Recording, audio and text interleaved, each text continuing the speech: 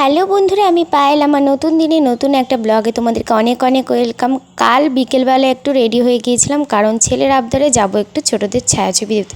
যদিও কয়েকদিন যাবৎ গলাটা যেমন ব্যথা, ঠিক তেমনই কিন্তু মাথাটাও যন্ত্রণা।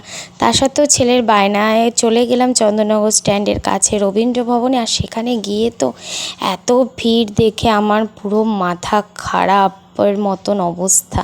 তো বাইরে ভিড়, ভেতরে ভিড়, এতটাই ভিড় ছিল কি বলবো। তো যাই হোক, সেখান থেকে তো সিনেমা টিনেমা দেখে, মানে ছোটোদের ছায়াছবি দেখে তারপর চলে এলাম বাড়িতে। আর বাড়িতে এসে দেখো রাতে রান্নাবান্না শুরু করে দিলাম। রাতে করছি এখানে আলুর দম নিরামিষভাবে, আর সাথে একটুখানি করব ডাল পুরি।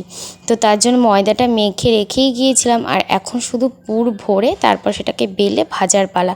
আর জানো তো, যাওয়ার সময় না আমি আর ছেলে টোটো করে গিয়েছিলাম। তবে আসার সময় বৌদি, মানে মৌমিতা বৌদি আমাদের সাথে ঘুরতে যায়, তোমরা অনেকেই চেনো। সেই বৌদি আর দাদা দুজন মিলে কিন্তু আমাকে আর ছেলেকে বাড়িতে দিয়ে গিয়েছিল। দেখো ডালপুরিগুলো কত সুন্দর ফুলকো ফুলকো হয়েছে।